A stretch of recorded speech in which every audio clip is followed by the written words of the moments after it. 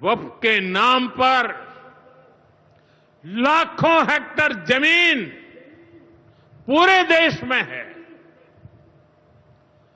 इस जमीन, इस प्रॉपर्टी से गरीब का, बेसहारा महिलाओं बच्चों का भला होना चाहिए था।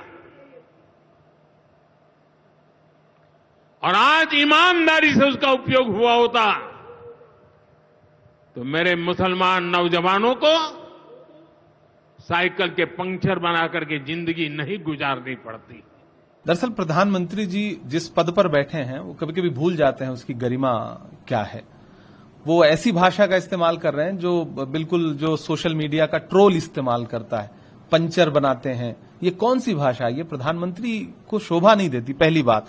दूसरी बात, आपने पिछले 10 साल में, 11 साल में इस देश के युवाओं को इस स्थिति में ला दिया है कि उनके पास पंचर बनाने के अलावा, और पकौड़ा तलने की सलाह तो प्रधानमंत्री ने खुद दी थी, तो आपने इस देश के युवाओं को रोजगार के लायक तो छोड़ा नहीं है।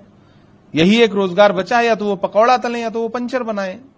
प्रधानमंत्री जी, मुसलमान सिर्फ पंचर नहीं बनाता है। मैं गिनाना शुरू करूंगा तो बहुत सारी चीजें ऐसी हैं कि मैं गिनाऊंगा कि मुसलमानों ने क्या क्या बनाया है, लेकिन ये समय वो समय नहीं है कि मैं ये चीजें गिनाऊं और आप तंज करें। कांग्रेस पर आप आरोप लगा रहे हैं कि कांग्रेस हमदर्दी रखती है। मैं आपसे पूछना चाहता हूं कि आप नफरत करते हैं क्या?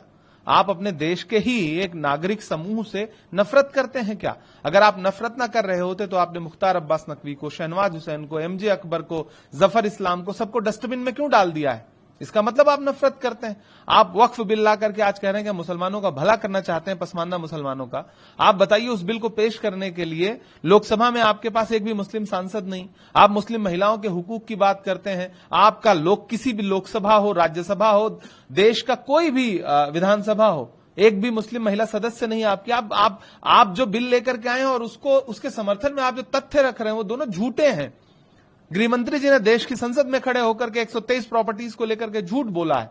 आप पसमानदा मुसलमानों के हुकूक की बात करते हैं। इस देश का बुनकर समाज जो है वो पसमानदा ही तो है। आपने बुनकर उद्योग बर्बाद करके रख दिया। आपने भिवंडी हो, इचलकरंजी हो, मालेगांव हो, बनारस हो, मऊ हो, मुबारकपुर हो, आपने हर जगह बुनकर समाज त्रस्त है। आपने बुनकर समाज की सब्सिडी खत्म कर दी। आपने जीएसटी लगा दिया।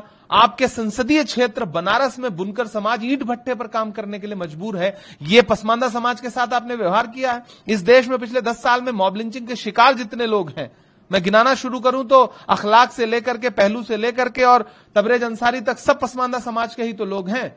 आप एक तरफ आपके आनुषांगिक संगठन के लोग जो है उन्हें मारते हैं, उनको प्रताड़ित करते हैं, और आप भाषणों में कहते हैं कि हम पसमानदा समाज का भला करना चाहते हैं।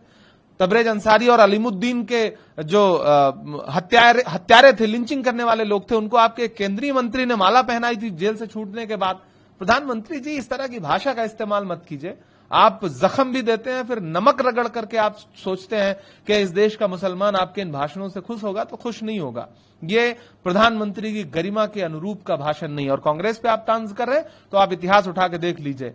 हकीम अजमल खान से लेकर के और मौलाना आजाद तक आपको इतिहास समझ में आ जाएगा।